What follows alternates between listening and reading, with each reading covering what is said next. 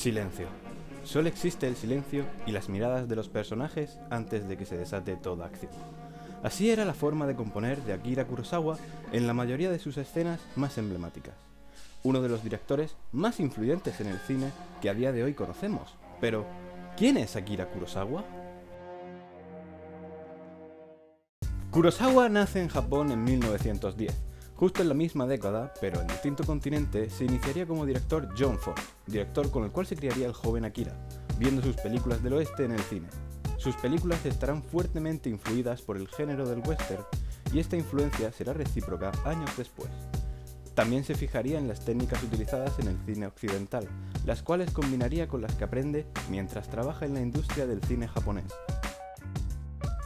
Shakespeare sería otra notoria influencia dentro del cine de Kurosawa, de quien se tomaría la libertad de adaptar obras al ámbito japonés, como El Rey Lear, obra que rebautiza como Ran.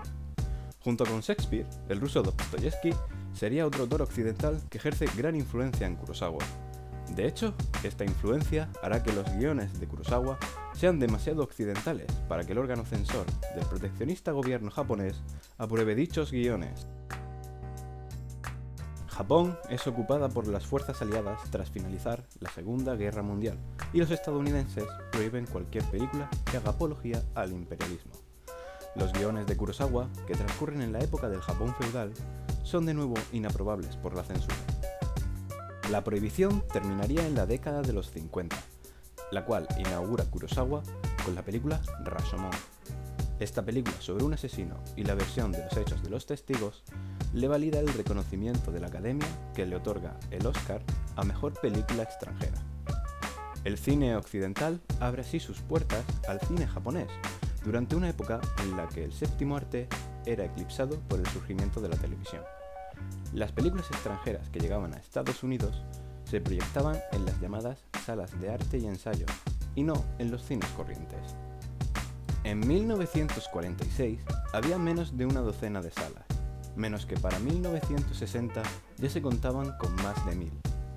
Esto, sumado a los festivales de cine que empezaron a proliferar en todo el mundo, contribuyó a que directores que solo eran conocidos en sus países pudieran alcanzar el reconocimiento internacional. En 1960, Los Siete Samuráis es versionada por John Sturges, trasladando la acción al salvaje oeste americano en su película Los Siete Magníficos. La escala de grises y el tempestuoso temporal son reemplazados por el color y el cálido sol de México. La trama y el mensaje, en cambio, siguen ahí. Un pueblo es constantemente extorsionado por un grupo de bandidos.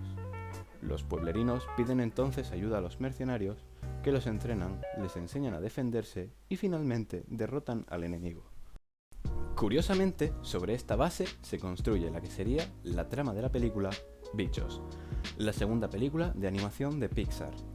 En este caso, los pueblerinos son las hormigas, los saltamontes son el grupo de bandidos y los mercenarios son los insectos del circo. El western de los 60 tiene muchas reminiscencias del cine de Kurosawa, completando así un círculo en el que el cine del oeste influenciaría al director nipón, y décadas más tarde sería este director el que influenciaría el cine western. Sergio Leone se apropiaría de las tomas largas y el silencio propias de Kurosawa o Mizoguchi. Al tener un ritmo más pausado, la acción se vería magnificada cuando ocurre. Vince Gilligan, creador de la serie Breaking Bad, hacía ver a los directores de la serie los primeros 15 minutos de Hasta que llegó su hora, para que entendieran el uso de las pausas y la acción desmedida que le sigue. Volviendo otra vez con Sergio Leone, Por un puñado de dólares es una adaptación de la película Yojimbo. Kurosawa demandaría entonces al director italiano y afirmaría tiempo después que había ganado más dinero con Por un puñado de dólares gracias a la demanda que por Yojimbo. La justicia hizo pagar la mitad que recaudó en taquilla la película del italiano al director japonés. Django, de 1966, también está basada en Yojimbo. 20 años después, se volvería a realizar otra versión de la historia del mercenario, pero esta vez ambientada en la época de la ley seca y con Bruce Willis como protagonista. En Estados Unidos surgiría una nueva ola de directores durante la década de los 70, que revolucionarían la industria del cine. Estos serían Francis Ford Coppola, George Lucas, Steven Spielberg y Martin Scorsese. Coppola haría en su momento la que se consideraría la mejor película de toda la historia del cine, El Padrino. La emboscada que sufre Sony al final de la cinta está ejecutada de la misma manera que la escena de Trono de Sangre en la que Macbeth muere acribillado retorciéndose de dolor. Esta película se puede relacionar con La Fortaleza Escondida, ya que comparten contexto histórico. La película trata de dos plebeyos que están construidos como el típico dúo de bufones que utiliza Shakespeare como los sepultureros de Hamlet. Esta pareja, en la película de Kurosawa, se encuentran con un samurái que tiene como misión escoltar a una princesa por territorio enemigo. Estos elementos los tomaría a su vez George Lucas para escribir su ópera espacial Star Wars. Reemplazaría a los dos plebeyos por una pareja de androides, al samurái por un caballero al que llamaría Jedi, que proviene del japonés Jidaigeki, palabra con la que se catalogan las películas de época de Kurosawa, las cuales eran el grueso de su obra. A la princesa la dejaría tal cual, y los diseños de Darth Vader, junto con los de sus Stormtroopers, estarían basados en las armaduras de los samuráis.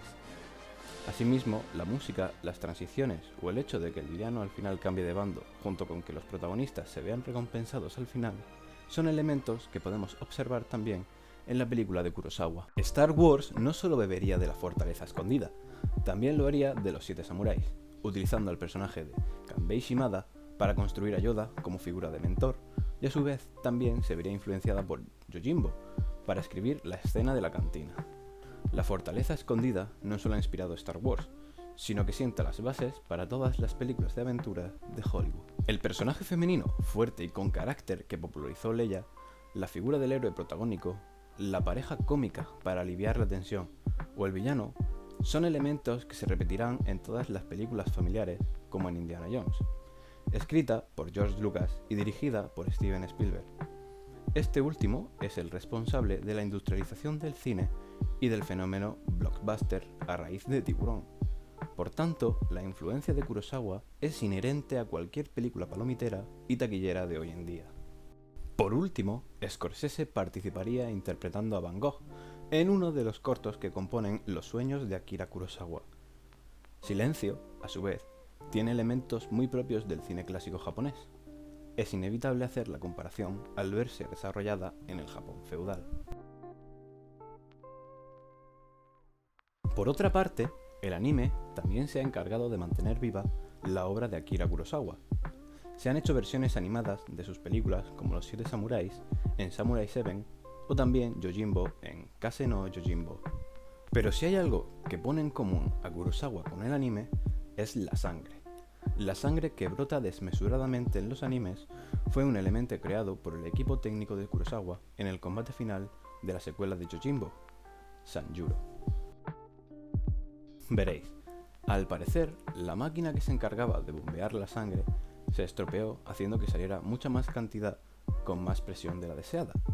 Este error le gustó tanto a Kurosawa que decidió dejar el resultado para la versión final de la cinta, y es un elemento muy común y fácil de encontrar en los animes o películas inspiradas por ellos, como Kill Bill. Quentin Tarantino también homenajeaba a Kurosawa y particularmente a Sanjuro en las escenas de lucha de esta película.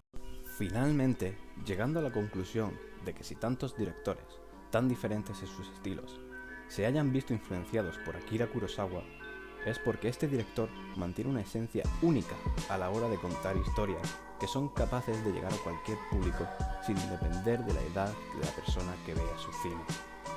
Es por eso que le debemos a Kurosawa el cine que conocemos hoy en día, y es por eso por lo que recomiendo tanto a este director y recomiendo tanto sus películas, porque su cine es completamente de otro nivel.